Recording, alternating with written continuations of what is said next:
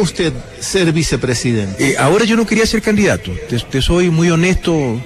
Déjame decirte algo, te voy a contar esto en 3 instancias, ¿no? Primero, en el 2006, cuando Rafael Correa me llamó para ser parte del gobierno. Yo no quería ser servidor público. Y se lo dije expresamente, le digo, Rafael, no quiero ser funcionario público, soy ingeniero, yo soy entrevistador, me gusta lo que hago. Era un ingeniero con capacidad técnica, por decirlo de alguna manera. En un momento Rafael me dijo, te lo está pidiendo el presidente. O sea, ahí me di cuenta de que estaba hablando con el entonces presidente electo. Porque hasta ese momento Rafael era el instructor de el scout, guía el amigo, scout. el amigo, el compañero, toda una vida. Pero en ese momento tomé conciencia de la dimensión del pedido. Yo me había pasado casi 9 años, Javier, denunciando en un programa de televisión el desguazamiento del Estado, el intento de privatizaciones. Ahí conocí líderes sindicales como Edgar Ponce, que estaban en contra de las privatizaciones y a quienes apoyé abiertamente. Cuando yo fui entrevistador, y lo digo con mucha claridad, yo nunca fui imparcial. Yo siempre estuve a favor del país. Aquí no se puede ser imparcial. Yo he escuchado ciertos periodistas, soy muy respetuoso de las opiniones, por cierto, pero dice, yo soy imparcial. No, uno no puede ser imparcial porque uno tiene un criterio cuando toma un micrófono. Puede ser un arma, un micrófono, como lo estamos viendo ahora, son utilizados como armas de destrucción en contra mía y en contra de 10 años de transformaciones sociales de la década ganada. Pero bueno, te cuento eso, que yo no quería ser servidor público en el año 2006. Luego, un día antes de la convención nacional en el 2012, un día viernes, la convención era el día sábado. Rafael Correa, teníamos 5 años de Revolución Ciudadana. Sí, Rafael Correa se presenta nuevamente para presidente y me llama a una reunión el día viernes al mediodía. Me dice, oye, quiero que seas candidato a vicepresidente. Y yo le digo, pero ¿qué te pasa? Yo no sé, a mí me atacan por todos lados, no sé si sea buena idea. No, tenemos que cambiar la matriz productiva, así como cambiaste la matriz energética. Tenemos que aprovechar todo eso en aras de la transformación económica definitiva. Bueno, y acepté. Y en esta ocasión, te digo, Javier, yo honestamente le había prometido a mi familia retirarme de esto. Ajá. He pasado 10 años, y además en tecnología. Yo soy ingeniero electrónico especializado en telecomunicaciones. 10 años es un mundo. Yo quería retomar mi profesión, ese era mi afán, pero me llamó el ahora presidente Moreno desde Ginebra y me dijo, yo no acepto un no por respuesta, quiero que sea mi candidato a vicepresidente, te necesito que me apoyes en el gobierno y el respaldo que tú tienes en la costa es importante. Y acepté. Sí, debo confesar que me arrepiento, acepté. Y me entregué a la campaña electoral en cuerpo y alma. Y de hecho ganamos en toda la costa, ¿no? En el resto del país no fue así. Jorge Glass, desde la cárcel 4, acá en la ciudad de Quito, estamos en vivo este miércoles 20 de diciembre. Usted ha sido condenado prácticamente por la justicia ecuatoriana. Sí, pero fui condenado primero por los medios de comunicación y por... yo iba a eso, antes la condena se produjo en los medios, tanto es así que hemos podido ver, es por lo menos mi lectura, que algunos amigos suyos, incluso ex colaboradores suyos, se han sumado a la condena y probablemente se han alejado. Ahora ya no son sus amigos, ya no son sus colaboradores. Eso significa, mira, ¿qué se siente frente a eso? Mi madre me acaba de decir una frase que te la repito ahora y te contesto eso con 2 frases. Una de mi madre, que no deja de causar dolor y sorpresa cuando alguien que ha trabajado contigo, que te conoce, que sabes, no quiero dar nombres, pero una asambleísta que me esperaba, que iba a almorzar 2 veces al mes a la vicepresidencia, o una asambleísta que fue colaboradora de la vicepresidencia de la República. Si tan cuestionable era mi administración, ¿cómo es que trabajaron 4 años conmigo? O en otros casos, ¿cómo trabajaron 10 años conmigo? Mi madre me acaba de decir, me dice, hijo mío, eso significa que jamás fueron tus amigos. Fueron personas que conociste. Y la segunda respuesta que te doy es que estoy leyendo algunas cartas y discursos de Eloy Alfaro, entre otras tantas cosas aquí en la cárcel. Estoy retomando la lectura, que la verdad es que la había abandonado. A mí leía muchísimo, era un devorador de libros. Y leí una frase de Alfaro en una carta que le escribía a su ex secretario particular, que dice más o menos, abro comillas, no puedo ser un poco impreciso, dice: debo confesar que siempre le he temido a los flojos, porque los flojos, ante el peligro, son capaces de cualquier bajeza sin el menor escrúpulo. Ajá. Cierro la cita, ¿no? Y entendamos por flojos a cobardes, ¿no? Y el acomodo al poder, el acomodo a un salario, o a que le den un cargo a algún familiar, es lamentable, porque sí deberíamos haber aspirado como pueblo, como nación, después de 10 años, a tener una autoestima de la clase política, me refiero, mucho más grande. La autoestima de nuestro pueblo yo creo que está más alta que nunca. Pero vamos a hablar de la corrupción, Jorge, y hacerle distintas lecturas. Ese es mi plan, por lo menos, en esta conversación.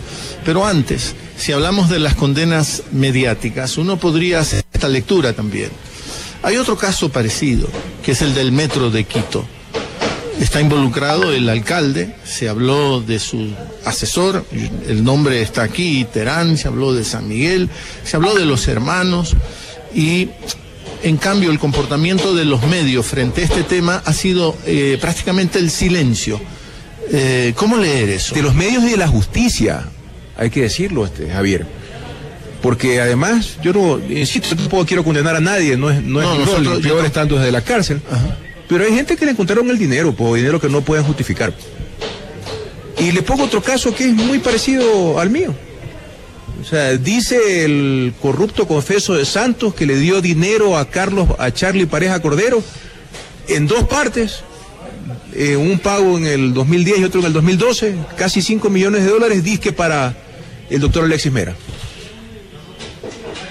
Y hay un trato completamente distinto. Primero, yo creo absolutamente que Alexis Mera es un hombre honesto, no, seguramente Charly Pareja Cordero se tomó el nombre, pero usted ve enormes similitudes en mi caso, pero para mí ha sido, mira, a mí 2 años me han estado atacando, más de 2 años tratando de destruir la honra, y déjame decirte que en junio de este año el presidente Moreno me mostró una encuesta que habían hecho en donde después de la campaña electoral tan dura en 2 vueltas, en donde, insisto, me entregué en cuerpo y alma, pues creo que tenía el 69% de aceptación en la costa ecuatoriana, y en Manabí creo que más de 75%. Porque yo no sé si será mito, Jorge, Jorge Glass, desde la cárcel 4, no sé si será mito, pero se dice que adentro del movimiento político Alianza País hubo una fuerte oposición a que usted sea el candidato a la vicepresidencia, y que debió hacerse a un costado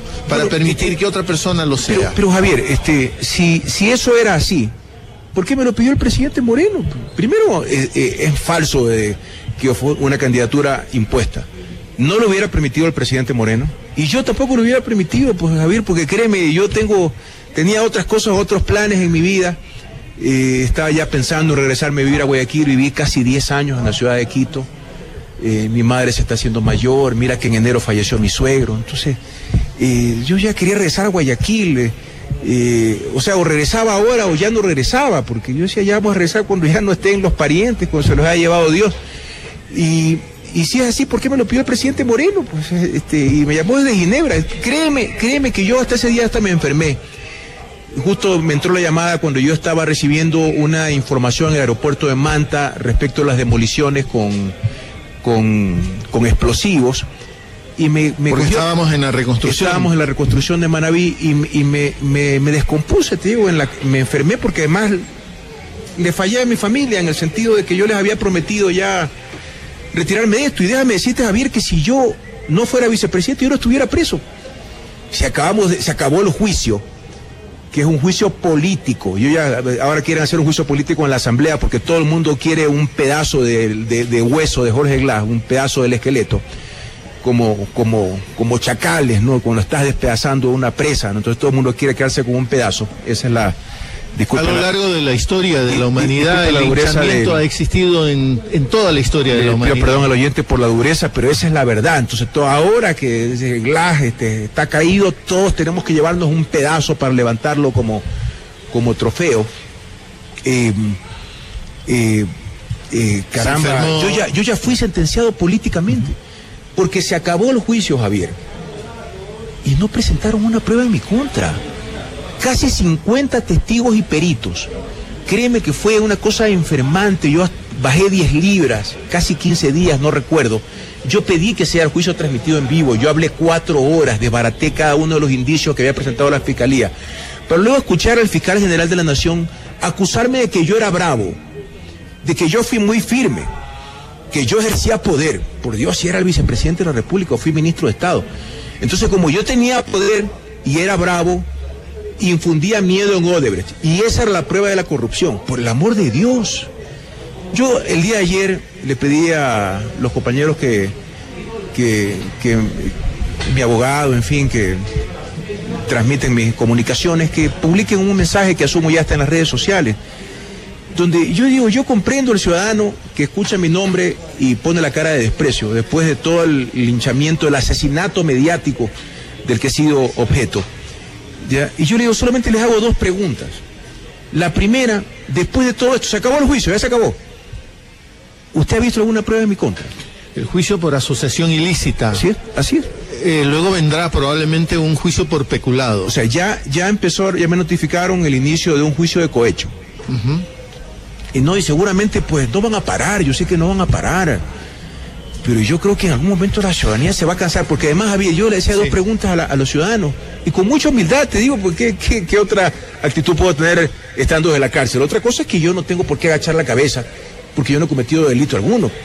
Es más, eso quedó ratificado en el juicio, Javier. No solamente los testigos, la información que vino de Panamá, Glass no es nombrado. La información que vino de Estados Unidos, Glass no es nombrado. La información que vino de Brasil, solamente me acusa Santos. Y Santos es la fuente de Estados Unidos, la fuente de Ecuador y la fuente de Brasil. O sea, es el mismo acusador. Pero hay una figura que es difícil de entender, es muy compleja y planteado frontalmente. El tío Ricardo Rivera. Sí, mira. Esa figura es una figura que para muchas personas desvelarían o sería una prueba irrefutable de la asociación ilícita. Javier, primero, o sea, asociación ilícita. Ajá. No era un delito no es de cometimiento, sino de un juicio un delito de tránsito, como dice, me reúno ilícitamente para hacer algo malo.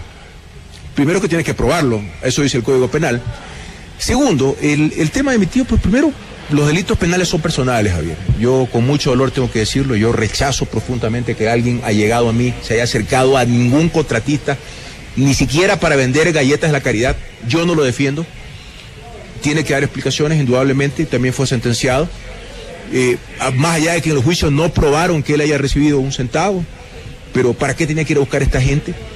No. Dicen, perdone las interrupciones, dicen que Santos, Concenciado, no sé cómo se pronuncie bien, Santos, el brasileño, entraba y salía al despacho de Ricardo Rivera como Pedro en su casa. Yo no sé, Javier, yo 10 años que no tengo otra relación que no sea la familiar con Ricardo Rivera.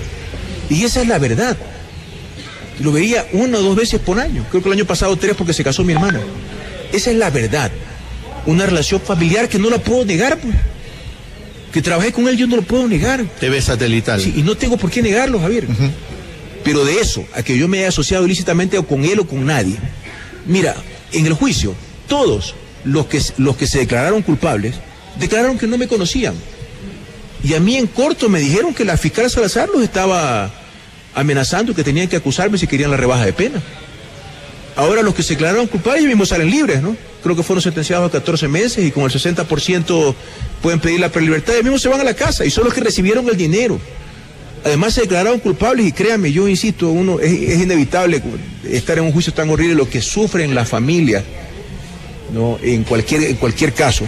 Yo estoy preso al igual que ellos. Sufren mucho, es inevitable sentir una parte humana de una persona que reconoce que ha cometido un delito, pero ellos no les quedaba otra que declararse culpables porque les encontraron la plata en las cuentas de ellos. Dentro del juicio, querido Javier, presentan informe del Servicio de Rentas Internas, donde GLAS no tiene riesgo tributario. Informe de la Unidad de Análisis Financiero conocida como UAFE, donde dicen que no hay ningún movimiento inusual ni en mis cuentas ni en la de mi esposa. Yo te pongo un tercer elemento de análisis, que son auditorías patrimoniales, que son auditorías de la Contraloría de carácter forense, que analizan cada depósito. Tengo auditoría hasta el 2016, Javier, de mis cuentas, la de mi esposa, las de mis hijos menores de edad. Entonces, entre Contraloría, SRI, UAFE, o hay una gran conspiración para todos converger en la inocencia de Jorge GLAS, o a lo mejor te voy a decir algo que me dejaron una cartita aquí afuera de las cartas de apoyo que recibo todos los días aquí afuera de la cárcel. GLAS se sospecha inocente, cuando se supone que yo soy inocente hasta que se demuestre lo contrario. En este momento, judicialmente, como voy a apelar la sentencia burda de este tribunal, no, yo sigo siendo inocente, pero no, a mí me declararon culpable desde antes de empezar el juicio. Y si tú quieres leer la sentencia, no, yo en mi comunicado público lo digo de manera figurativa. La sentencia es lo que dijo Santos. Él escribió, él es mi fiscal, él es mi verdugo, él es mi juez, porque todo lo que él dijo, el tribunal le dio la razón. Prácticamente no hubo juicio, todo fue un show, un circo macabro, en donde yo veía cómo pasaban los testigos y los peritos y yo no aparecía en ningún lado, Javier. Pero nos habíamos quedado, quiero retomar esa pequeña parte, en la cuestión de las similitudes de casos parecidos, en donde el comportamiento, por lo menos mediático, ha sido distinto, ha sido más bien el silencio, cero persecución, tendencia a la impunidad. ¿Por qué cree usted que pasa eso? Pero, con esa experiencia... Javier, porque mire, yo represento algo, ¿no? Y soy un eslabón también para algo. Represento algo, soy parte de 10 años de transformaciones políticas que generaron odios por parte de determinadas clases económicas y determinados medios de comunicación. ¿Usted era el hombre de China? Mire, Javier, si a eso te refieres, en que yo desarrollé una relación que ya fue elevada a nivel de alianza estratégico mutuo entre China y Ecuador, que es el máximo nivel de cooperación para la República Popular de China, yo sí generé una relación de respeto. Cuando yo iba a China, el vicepresidente de China siempre tuvo la gentileza de recibirme cuando fui vicepresidente de la República. Y en un momento de la historia, porque de eso me acusó también el fiscal. El fiscal me acusó de ser bravo, de defender la soberanía, no como él, que entregó la soberanía de la patria al transar con Odebrecht, y yo tengo pruebas de ello. Él tiene escondido bajo 7 llaves el acuerdo de cooperación eficaz de Odebrecht. ¿Por qué no lo presenta a la ciudadanía? Yo aquí tengo el comunicado que le envía a José Santos, donde le dice: usted se obligó como fiscalía a respetar las sentencias en Brasil, y resulta que Santos no ha sido sentenciado en última instancia en Brasil. Pero sí es exonerado por la justicia ecuatoriana. Engaña el fiscal al tribunal, pero nadie hace nada. Perdóneme, en otras circunstancias, que hubiera hecho esto, algo parecido, si hubiera hecho en la época de Rafael Correa presidente, los medios de comunicación hubieran incendiado, hubieran dicho lo que es la nueva venta de la bandera, la entrega de la soberanía ante una empresa. Entonces él me acusó de que yo era muy bravo y que hice respetar la soberanía nacional. También me acusó de haber gestionado créditos de gobierno a gobierno. Sí, yo lo hice. Y también me acusó de haber priorizado proyectos que estaban 40 años atrasados. Como que yo me había inventado los proyectos, me había inventado los estudios, me había inventado las realidades de falta de riego en la provincia de Guayas. La política siempre es geopolítica, y eso creo que hay que estar claros, ¿no? Y ser hombre de China también quiere insinuar Javier, yo soy ecuatoriano. No, y siempre desarrollé... Es figurativo, estoy queriéndolo decir. Sí, pero es que ya... En mi caso todo es distorsionado, así abre las puertas, te interrumpo. Hay que tener cuidado, pero abre las puertas a China. Ecuador no es un país con una economía enorme, no es que China iba a resolver con Ecuador temas económicos, pero Javier, es la punta de lanza de la región. Pero Ecuador en ese momento representaba algo, claro, geopolíticamente, estratégicamente, y a pesar de las infinitas asimetrías éramos complementarios. China tiene la tecnología y los recursos financieros y la decisión política de establecer una cooperación con Ecuador, Y Ecuador tenía recursos naturales no renovables que necesitaba China para sostener su modelo de desarrollo. En unas relaciones de respeto, jamás con ningún condicionamiento. No como esos préstamos que venían del Fondo Monetario Internacional, que venían condicionados a que no le subas el salario a los maestros, que reducir el déficit, que es lo que tratan de hacer ficticiamente. Pero Occidente no veía con malos ojos eso. Y yo, por supuesto que sí. Digo, Occidente en esa noción. Sí, claro, me refiero. Esto claramente atentaba contra los intereses geopolíticos de los países del norte, pues por supuesto no hay que engañarse. Y eso también represento yo. Entonces, el ataque a Glass es el ataque a la década ganada y es un eslabón para llegar a Rafael Correa Delgado. No podemos engañarnos, no podemos abstraernos de esa realidad. Preparándome para esta entrevista, para este encuentro, lo he hecho con gente más bien de la tendencia, yo también quiero confesar eso, gente a la que considero progresista, gente que probablemente respaldó siempre a la década de la Revolución Ciudadana. Algunas de esas personas me decían, Glass es responsable político de lo que pasó. Y básicamente la responsabilidad política mayor de Glass es el atentado a la fe pública. ¿Qué responder a eso? Bueno, primero que yo siempre defendí la fe pública. Entiéndase como la fe pública, la confianza del ciudadano en su gobernante. Yo soy ingeniero, no soy astrólogo. ¿Cómo podía yo adivinar que a espaldas, no a espaldas de Jorge Glass, a espaldas de un pueblo, había una red de corrupción montada por Odebrecht, que tenía hasta banco propio y que había corrompido a determinados funcionarios públicos a través de intermediarios privados? O sea, insisto, yo soy ingeniero, no astrólogo. Ahora, después de la guerra todo el mundo es capitán, Javier. Hicimos tantas cosas, hicimos en 10 años lo que se debería haber hecho en 40. Sí, hubo riesgos. Y de hecho, yo estoy aquí en la cárcel. Pero de eso, Javier, a que yo haya sido parte o haya atentado contra la fe pública, jamás lo rechazo. La gente dice, o estas personas me decían, la obra de la Revolución Ciudadana es enorme. Se cambió la matriz energética, del déficit de los apagones pasamos al superávit y la posibilidad de exportar energía eléctrica a nuestros vecinos cuando antes les comprábamos.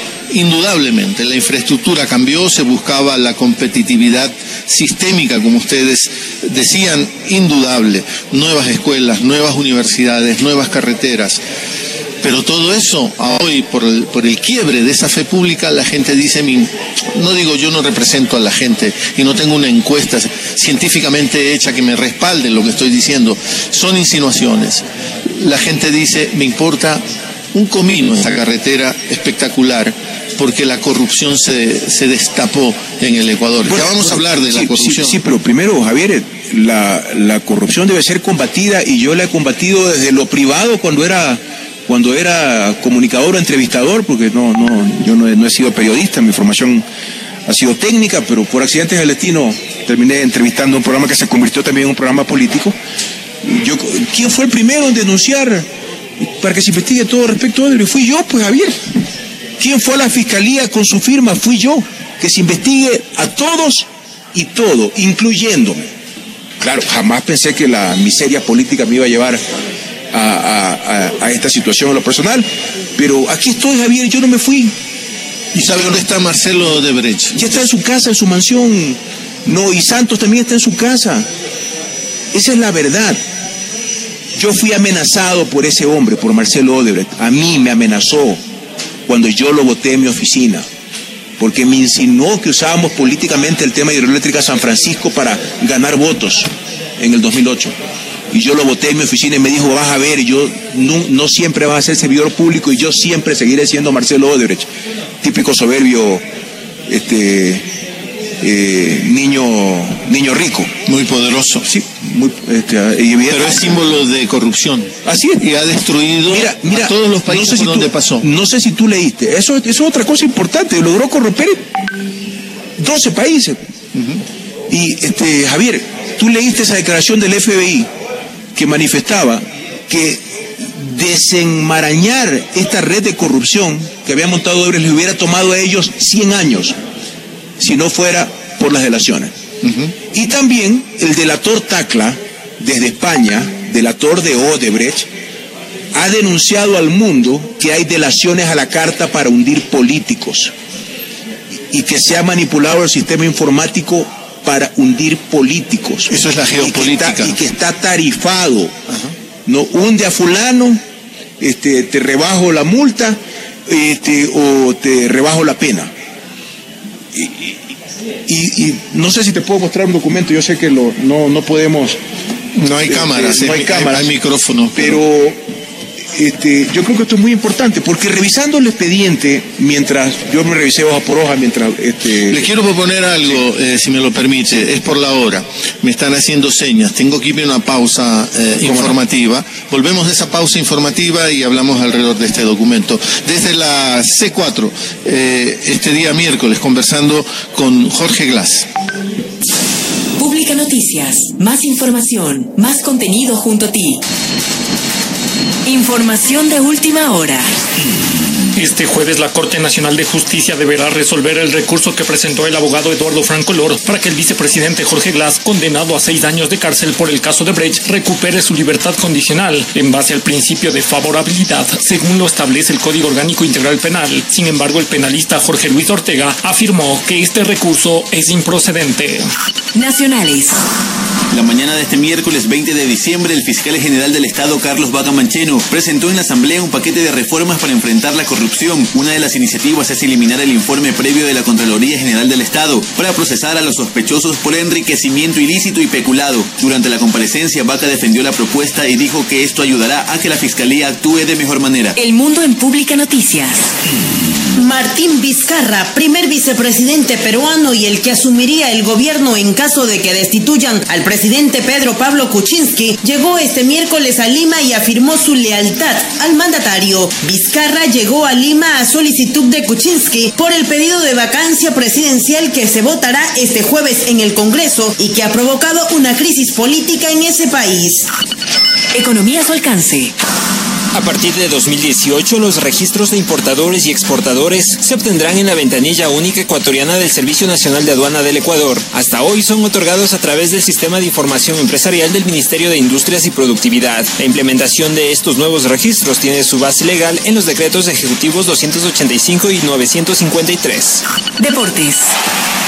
El 20 de diciembre de 1998 nació en París el futbolista francés Kylian Mbappé, actual goleador del Paris Saint-Germain. De 2015 a 2017 militó en el AS Mónaco, en donde hizo sus divisiones formativas. Defendió a la selección de Francia en la sub-17, sub-19 y ahora en la absoluta, en donde ya marcó su primer gol. Para su salud.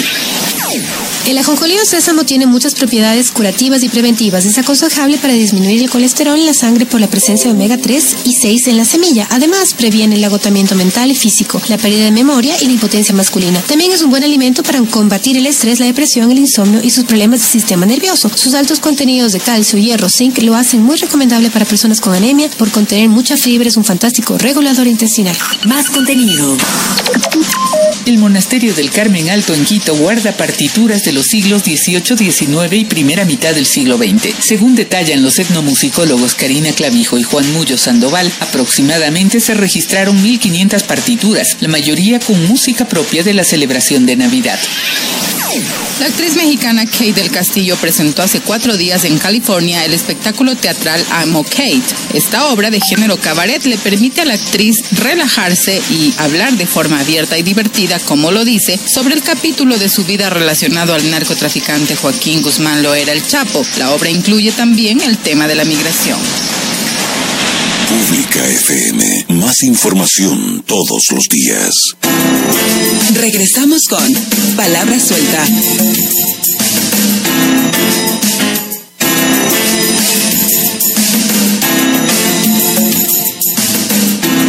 Ya estamos de vuelta en esta entrega de Palabras Sueltas. Son las 3 de la tarde con 34 minutos. Estamos desde la cárcel 4 en el nororiente de Quito conversando con Jorge Glass. Usted lo sabe, él guarda prisión aquí en esta cárcel.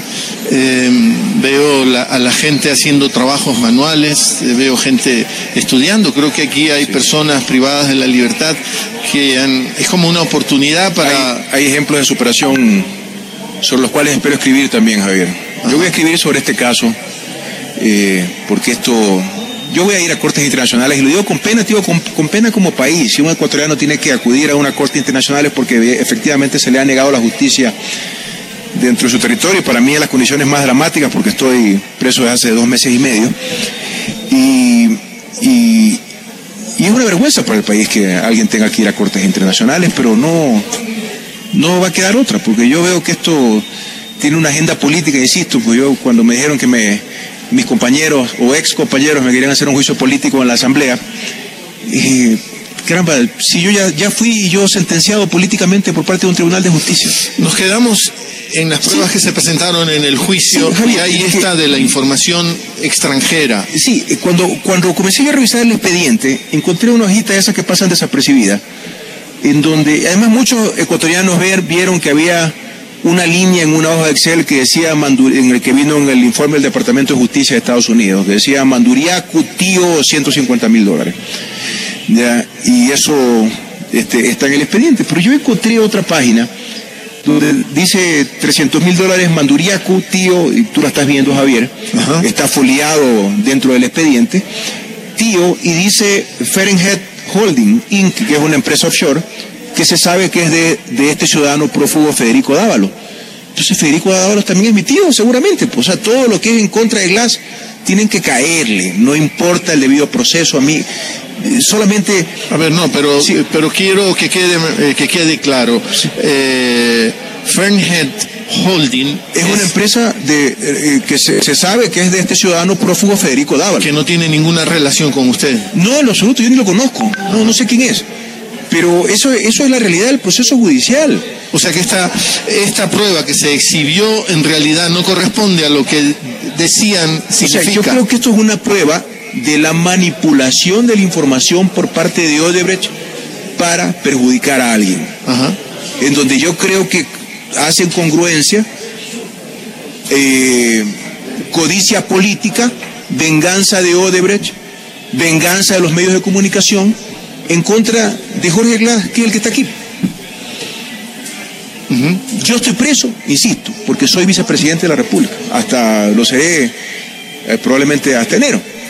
A pesar de que yo pedí 2 meses de vacaciones porque yo quería enfrentar judicialmente esto, así que técnicamente, jurídicamente, en estricto derecho, tengo 2 meses más todavía para que declaren el abandono, pero como se han pasado por las galletas todas las leyes, la Constitución, de hecho el pedido de juicio político.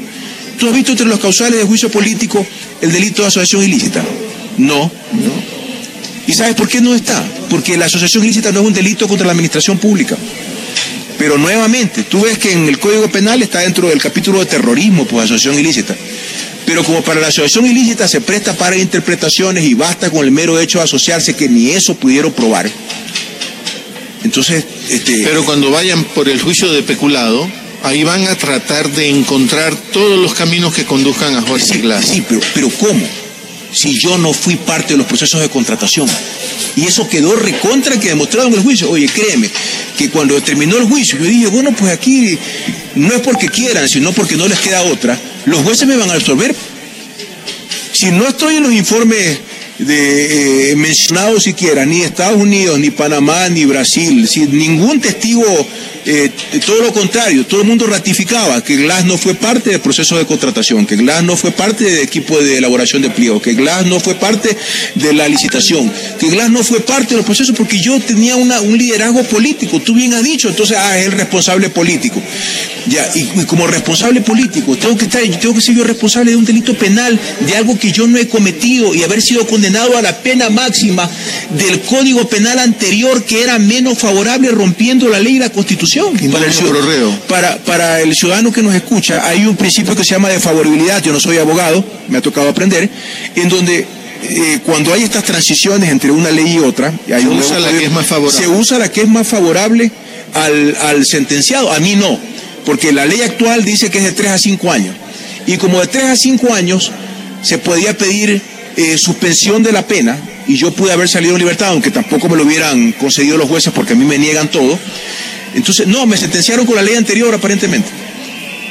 Lo cual es hasta nulo, porque la Asamblea Nacional Legislativa autorizó para que me enjuicien en base al 370, al artículo 370 del Código Integral Penal actual, del Código Penal actual. Vamos al tema de la corrupción, porque ahora la corrupción ha adquirido una dimensión totalizadora. Todo es corrupción y parecería ser que la corrupción se inauguró recién, hace poquito tiempo en el Ecuador, y que todo lo anterior o que corrupción no existía antes en el Ecuador. Y esa visión totalizadora, sostengo o intento sostener, que anula a la política, que borra a la política, porque en Ecuador, ¿de qué estaríamos hablando? ¿De qué deberíamos de hablar? De abatimiento de pobreza, reducción de inequidades, pero con esa visión totalizadora de la corrupción, estamos hablando de eso, anulando a la política. Javier, es que de eso se trata. Trataron por muchos años tumbar a los gobiernos progresistas con los llamados golpes blandos, en contubernio con algunos medios de comunicación. Entonces, el poder oligárquico, entiéndase la derecha, el poder económico de determinados países, no solamente ocurrió esto en el Ecuador, atacando gobiernos progresistas. Eso no resultó, evidentemente, no resultó. No resultó en Brasil, no resultó en Argentina. Pero no lo empezaron con Mel Zelaya en Honduras, también lo hicieron con Lugo en Paraguay, en algunos lugares sí, lo lograron. Bueno, sí, tienes razón, pero bueno, en esta nueva etapa, lo que se busca en cambio es una nueva estrategia geopolítica de anular políticos con procesos judiciales. Mediante la captura del Poder Judicial, y yo creo que una muestra muy grande es lo que está pasando en el Ecuador, y esto ya está siendo analizado hasta por periodistas fuera del Ecuador. Yo he enviado mi caso a distintas organizaciones de derechos humanos alrededor del mundo. En cualquier momento comenzarán a visitar el Ecuador. Cuando tomen conciencia de la persecución que están haciendo en contra de Lula, en contra de Dilma, en contra de Cristina Fernández, es la misma hoja de ruta. Y en este caso se une al gobierno de turno que busca opacar todo lo que puede haber hecho la década ganada. Esa es la verdad, dolorosamente.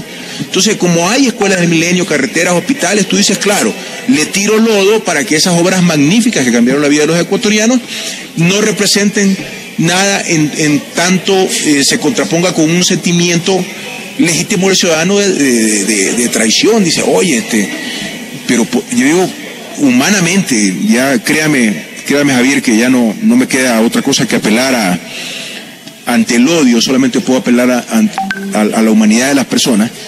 Insisto, o sea, si me acusan de que yo tuve un liderazgo político en buscar créditos gobierno a gobierno, sí, yo busqué créditos gobierno a gobierno para hacer obras que son realidad por el pueblo ecuatoriano, pero yo no podía adivinar que había una empresa con tales alcances que tenía hasta banco propio para manejar las cuentas de la corrupción, pues.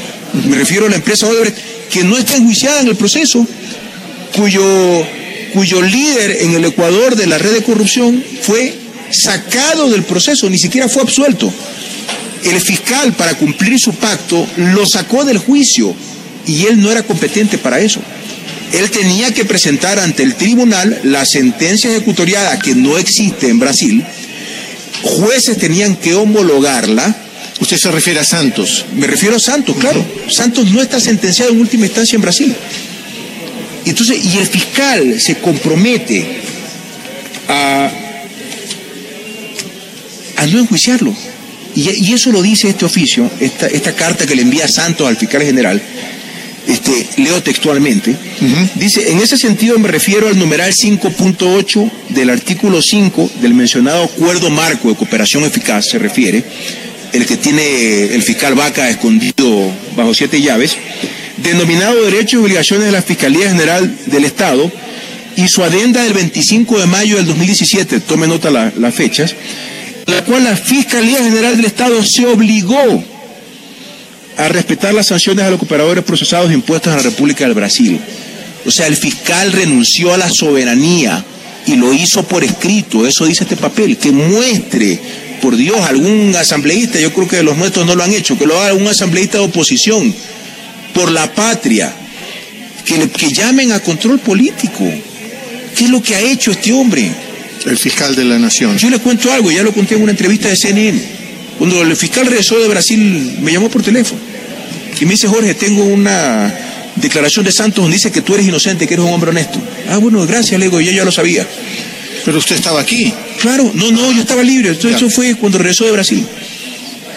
Y él me dice, pero me ha pedido Odebrecht que tengo que dejarlo fuera del juicio. Yo le digo, eso es inaceptable. Y me dice, sí, tienes razón, eso es inaceptable. Y no solamente me lo dijo a mí, se lo dijo Eduardo Mangas. Eduardo Mangas fue a mi oficina contentísimo. Oye, el presidente Moreno está contento porque se ratifica tu inocencia. Gracias, yo siempre he sabido que soy inocente. Para que luego me hagan esto, Javier. Para congraciarse con el poder político, para cumplir con Odebrecht y crearse una vida política destruyendo a una persona. El fiscal le ha dicho a usted que usted era muy fuerte, era mal genio. Esa fue la acusación. Y las pruebas, el decreto de expulsión y el decreto de la asignación de funciones. Pero hay gente que dice, en efecto, el perfil, el carácter de Jorge Glass es así. Es un técnico, tiene las tareas estas del cambio, la tendencia a cambiar la matriz productiva, no se puede de otra manera. Vivíamos la época de 24/7, 24 horas al día, 7 días a la semana. El presidente Correa siempre decía, las cosas no solo se hacen extraordinariamente bien, sino extraordinariamente rápido. Y tomando conciencia que la estábamos haciendo, muchas de ellas 40 años tarde, las hidroeléctricas, los multipropósitos. Pero con ese temperamento, ¿cómo fue posible de no darse cuenta de que existía esta red de corrupción? Javier, porque nunca nadie la denunció, pues yo no conocía. Y además todos los procesos fueron auditados por la Contraloría General del Estado. ¿Qué el juez de cuentas? Pues si el ex contralor se involucró en algo, pues yo cómo podía saberlo, Javier. Y se estaba tejiendo una conspiración. Primero la venganza de Odebrecht. ¿Cuánto vale Glass para Odebrecht? Ay, ¿por qué va a mentir Santos? Primero, ¿por qué tiene que creerle la gente o tiene que creerle el fiscal o el juez a un corrupto confeso? Segundo, ¿cuánto vale Glass para Odebrecht? Cuando lo expulsamos, perdieron como $700 millones en contrato. $200 millones del contrato de Puerto de Manta que no permití que lo firmen porque la oferta era demasiado alta, a pesar de que salieron adjudicados del proceso. Si tanto yo estaba de favorecer a Odebrecht, ¿por qué yo hubiera permitido que firmen el contrato? ¿Y por qué vuelve Odebrecht? Es que esa es otra de los engaños construidos por los medios de comunicación, más o menos como lo del vicepresidente sin funciones. Yo tengo funciones constitucionales y las funciones ejecutivas son prerrogativas del presidente darlas o no. ¿Qué funciones ejecutivas tuvo el vicepresidente Alfredo Palacio? ¿Qué funciones ejecutivas tuvo el vicepresidente Gustavo Noboa? Ninguna.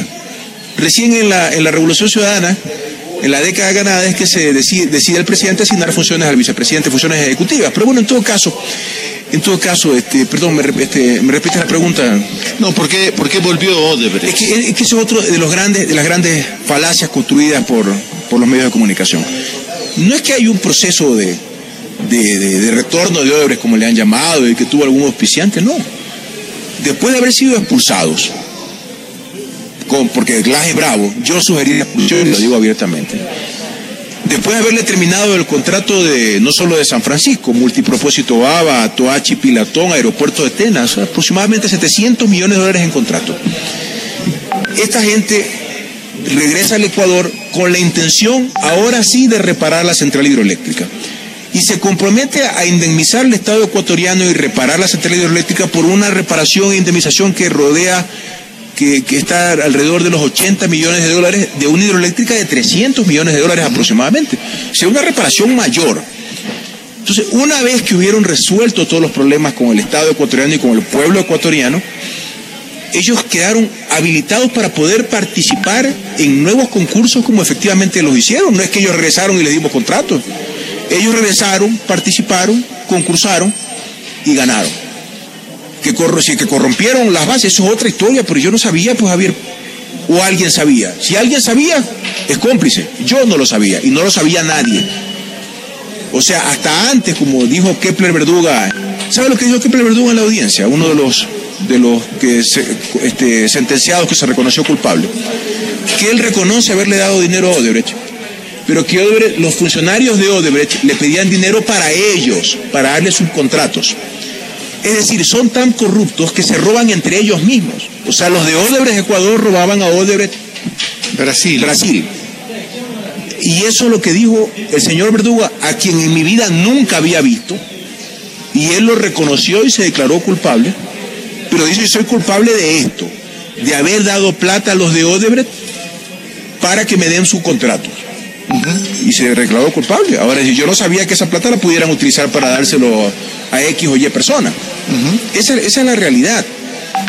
Entonces, destruir los procesos progresistas, decía usted. Bueno, ahora en América Latina asistimos, por ejemplo, en Argentina, grandes manifestaciones por la reducción presupuestarias para los jubilados. En Brasil se está trabajando, como en Estados Unidos ya se aprobó, una reforma tributaria que beneficiará a los más ricos. Algunos analistas, he leído Emir Sader, he leído Atilio Borón, dicen que eso es lo que está en juego. Acabar con estos gobiernos que evidentemente es el retorno de las élites al poder. ¿No? Y aquí en el Ecuador subieron impuestos. Yo estoy en contra del aumento de los impuestos. No era necesario. Oiga, Javier, con un petróleo de menos de $20, haber enfrentado luego casi el fenómeno del Niño, tremendo y doloroso terremoto, nosotros no subimos impuestos. Acá le subieron impuestos a las empresas. Yo estoy, inclusive discrepo de la decisión de... ¿Cuánto anda el petróleo ahora? No, ya 60. Aquí adentro no... Sí, no tengo acceso a esa información. Y además ya no me interesa, créame que estoy tan preocupado por mi situación personal y familiar, que es bastante compleja.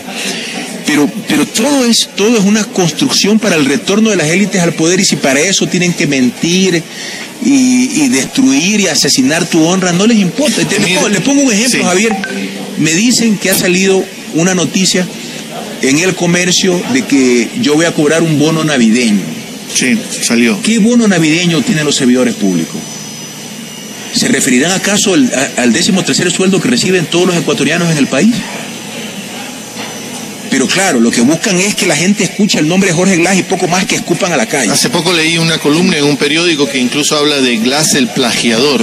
Se retoma el tema de la tesis en la Escuela Superior Politécnica del Litoral. Javier, creo que eso es una muestra que ya no tienen que masacrar. Pero se inventarán nuevas cosas. Yo estoy consciente de que esto no va a parar. Primero, yo hice una tesis de grado, por enésima vez. Yo hice un informe técnico, de una red que se instaló en el Ecuador y que ganó un premio internacional, el primer puesto en el mundo de la Wireless Communication Association como el mejor diseño de aplicaciones en línea de vista en el año 2003 para un banco de la localidad. Que yo fui juzgado por el Consejo Politécnico, por el Instituto Ecuatoriano de Propiedad Intelectual y por la Fiscalía. Y de los tres procesos, primero, la SPOL fue un informe académico muy duro, no, porque dice esta parte no la lea, ¿no? Y yo lo acepté el informe y dije por escrito que lamentaba mucho el daño al prestigio del SPOL, pero lo de fondo dice que el informe técnico es de una red técnicamente relevante y me ratificaron la máxima nota. Y Fiscalía retiró... Sí, que no hubo delito, y el IEP lo propio, que no hubo... Vamos terminando, y bueno, estamos a 20 de diciembre, no quiero sacar ventajas, tampoco me interesa dramatizar demasiado. Eso creo yo es un ejercicio de lealtad con la persona con la que uno está conversando. Pero quiero decir que es 20 de diciembre, usted es católico, se aproxima esta fecha de la paz universal, de desearnos los mejores parabienes, nos reunimos en familia normalmente, agasajamos a los niños. ¿Cómo va a ser esta fecha dentro de la cárcel? Javier, te digo, insisto, bien dices, no es el ámbito de la entrevista, pero en lo personal esto es una tragedia. O sea, la familia se encuentra destruida y buscan aplastarte por todos lados, ¿no? Te pongo como ejemplo, comenzaron a correr, mi esposa trabaja más de 12 años en una empresa de alimentos de Guayaquil, comenzaron a correr la bola de que ella se había comprado el 80% de las acciones, una empresa de una familia muy respetada para mí en lo personal de Guayaquil, de una empresa, no voy a dar el nombre, pero ¿qué es lo que buscan con eso? Es que despidan a mi mujer, pues, ¿no? Porque además te concluyo la idea anterior, pues, o sea, te recuerdo que el juez dispuso que me incaute las cuentas. Entonces están hablando de un bono navideño que no existe, que es el 10º. Es otra cosa. Yo tengo anualizado el 10º, o sea que lo cobro mensualmente desde hace años. Yo no cobro 10º. Pero esa es la falta de ética. No pidió que se acumule. Sí, no, pues no. Lo cobro mensualizado. Mensualizado, esa es la palabra correcta. Sí.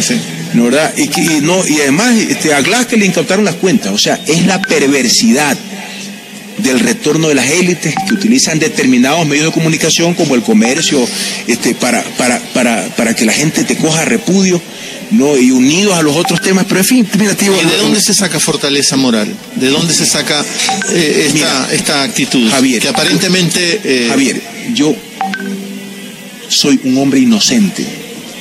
Yo no huí, yo no soy de los que se van a Panamá y regresan después de 20 años. Y como que nada pasa, ¿no? Nada pasa, porque ya han de ser hasta candidatos nuevamente. Y regresan igualitos. Sí, como que no ha pasado nada, y con el aplauso de los medios de comunicación y los entrevistas y todo, pues ¿dónde está la moral? Yo soy un hombre inocente, no tengo por qué agachar la cabeza, y a mí no me van a quebrar el espíritu. Yo por último, Javier, muero de pie.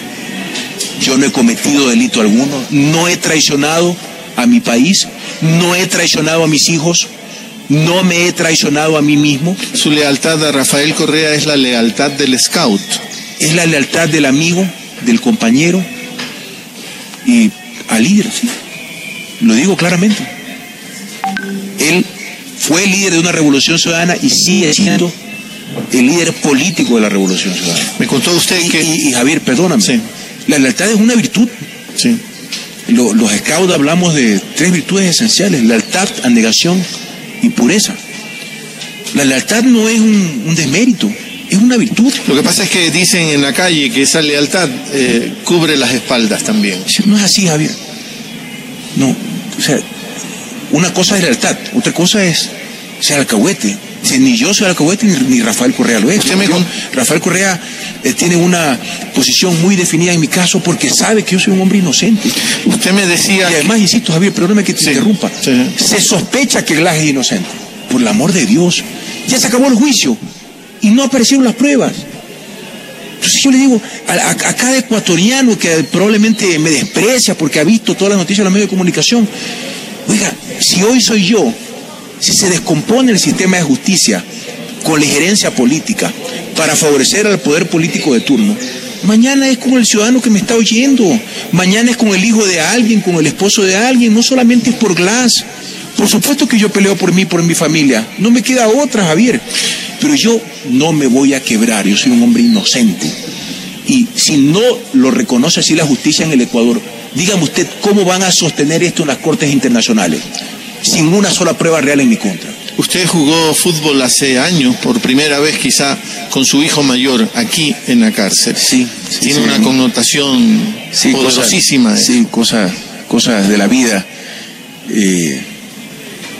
Caramba, ¿no? Y uno se da cuenta todo lo que ha dejado de vivir por dedicarse al trabajo, ¿no? Y que es un error, lo reconozco, es un error, porque al final te quedas con la familia y con pocos amigos, Javier, con pocos amigos. Eso quizás es lo más doloroso, porque hay gente con la que tú trabajaste 10 años, que saben que yo soy inocente, porque jamás, hace poco me vino a visitar un exfuncionario del sector eléctrico, y me decía: Jorge, yo trabajé 10 años con usted, jamás a recomendar ni una camioneta, jamás, ni un portero. Si me van a decir a mí que usted está involucrado en algo, yo lo defendería a la muerte, dice. Pero hay gente que por acomodarse con el gobierno actual se quedan callados, y callar es una forma de traición, Javier. Le quiero agradecer por habernos recibido acá. Muchas gracias a ti, Javier, y gracias. Estoy sorprendido porque en ese veto que me pusieron los medios de comunicación, creo que eres el primero en romper el veto de los medios públicos en entrevistarme, y en estas circunstancias tan difíciles para mí. Muchas gracias. Le reitero, gracias a la radio también, reconozco, parece que comienza a caer ese veto porque comienzan a renunciar algunos periodistas. Le reitero el agradecimiento, ingeniero, por habernos recibido. No es regodearse en el dolor, pero desearle también una buena Navidad. Muchas gracias, Javier. Muchas gracias. Palabra suelta desde la cárcel número 4, acá en la ciudad de Quito, en vivo, este día miércoles 20 de diciembre, conversando con Jorge Glass. Nos vamos. Siempre a usted le agradecemos la compañía. Pásela bien.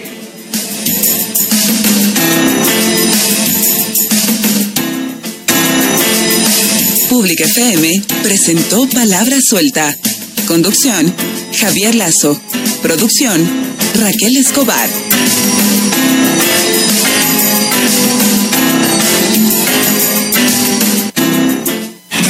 En Azuay 105.3.